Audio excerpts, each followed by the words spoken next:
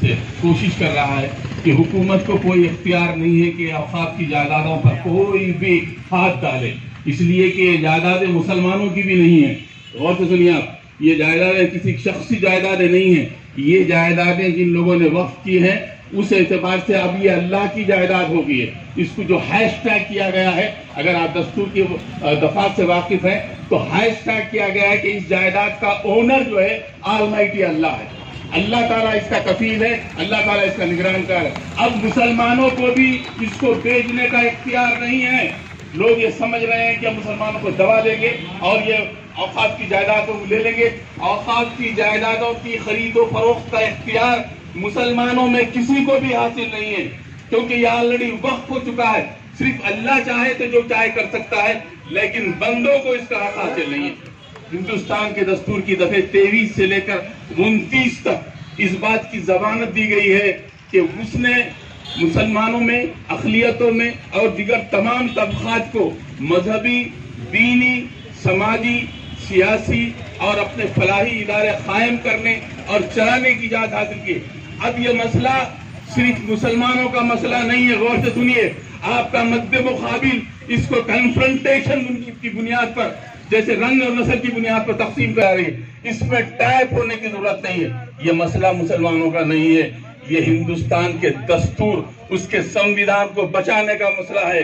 اس میں سارے لوگ شامل ہیں، ہندو، مسلم، سکھ، عیسائی، سارے کے سارے لوگ شامل ہیں۔ ہم ان سب سے اپیل کرتے ہیں، چنانچہ آج 17 مارچ کو جو احتجاجی دھرنا ہو رہا ہے وہ صرف نظام آباد چوراہے پر نہیں ہے، بلکہ ملک کے طول و عرض میں ایسے کئی ایک دھرنے ہو رہے ہیں جو اس بات کی علامت ہے کہ اس پہ اب صبر و تحمل کی بات نہیں ہوگی۔ ہم احتجاج کریں گے اور اس احتجاج کے ذریعے اپنی ناراضگی کا اظہار کریں گے۔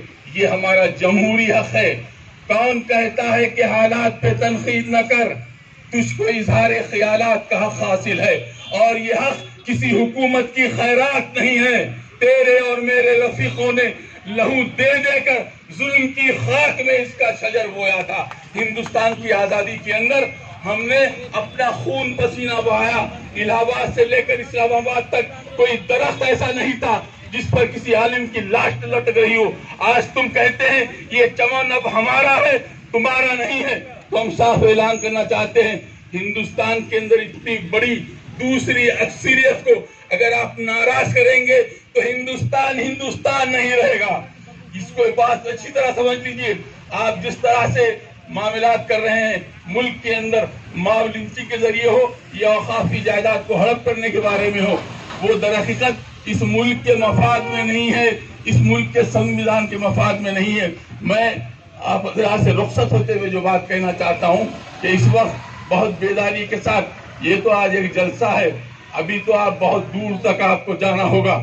آپ کا مد مقابل ابھی جھکنے والا نہیں ہے۔ 400 سے لے کر 230 پہ آنے کے باوجود یہ 56 انچ کا سینہ کم نہیں ہوا، بلکہ اس کی شرارتوں میں اضافہ ہوا۔